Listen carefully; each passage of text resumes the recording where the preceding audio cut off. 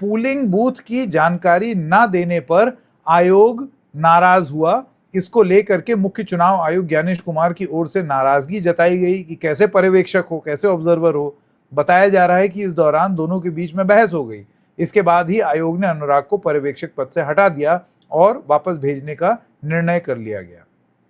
अब अनुराग यादव इस रिपोर्ट के हिसाब से भी आप देख लीजिए, जैसे कि हमने आपको बताया 2000 बैच आईएएस अधिकारी हैं, समाज कल्याण विभाग के प्रमुख सचिव की जिम्मेदारी संभाल रहे हैं और इससे पहले आईटी एंड इलेक्ट्रॉनिक्स विभाग में अहम भूमिका निभा चुके हैं, जैसे कि हमने आपको थोड़ी देर पहले बताया था।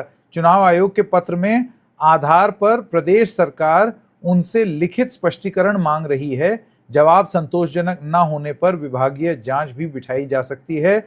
वहीं आयोग भविष्य में उन्हें चुनाव ड्यूटी से दूर रख सकता है। तो ये पूरा मामला है। अब देखिए, इतनी बात तो जो हो गई सो हो गई।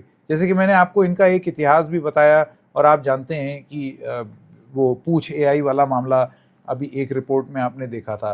पर बात यहाँ पर थोड़ी सी अलग है, और अलग ये है, तो क्या ये अपने आप में इतना बड़ा जुर्म है कि आप पहले तो किसी को डांट दें पब्लिकली? जाहिर सी बात है, इस तरीके की मीटिंग पब्लिकली होती हैं और ये मतलब इनके ऊपर कुछ भी आरोप हो, एक सीनियर आईएएस ऑफिसर है भाई, ज्ञानेश कुमार को तो पता होना चाहिए कि सीनियर पोजीशन से किस तरीके से बात की जाती है ब्यूरोक्रेसी में। और दूसरी बात ये कि इस तरीके के एक्शन पर अभी तो आपने ऑफिशियली ये जरूर बोल दिया है कि ये इनकॉम्पिटेंस था उनका जिसकी वजह से उनको हटाया गया है, लेकिन बहुत क्लियरली हटाने की वजह अगर वो जनरल इनकॉम्पिटेंस थी तो आपने फिर उनको रखा ही क्यों?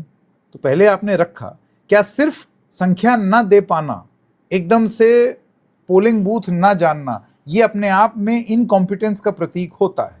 और अगर ऐसा होता है तो फिर तो ये समान रूप से सब पर लागू हो जाना चाहिए। मैं ऐसे बहुत सारे सरकारी अधिकारियों को जानता हूं जिनसे एकदम से अगर कोई चीज पूछ ली जाती है तो वो sir I will get back to you sir, इस तरीके से बोलते हैं। फिर तो आधी से ज्यादा सरकार ही इनकॉम्पिटेंट डिक्लेयर हो जाएगी, क्योंकि किसी को कुछ नहीं मालूम होता, सब फाइल के सिपाही हैं। जिसमें चीफ इलेक्शन कमिश्नर को ये बात पसंद नहीं आई कि किसी ने उनको भी चुनौती दे दी, कि उन्होंने ये बोला कि आपको संख्या नहीं मालूम है, कैसे अफसर हैं आप, जैसे ऐंठ करके बोलते हैं लोग। तो उस पर उन्होंने क्योंकि पलटवार कर दिया तो ये बात अच्छी नहीं लगी चीफ इलेक्शन कमिश्नर को। सूत्रों के हवाले से हम भी जानते हैं, हमारे पास कोई तरीका तो है नहीं इंडिपेंडेंटली वेरीफाई करने का, लेकिन मामला अब तक यहाँ पर टिका हुआ है। खैर, इसका नतीजा ये हुआ है कि अब अनुराग यादव जी को इलेक्शन ड्यूटी में ये इलेक्शन कमीशन तो कम से कम नहीं लगाएगा।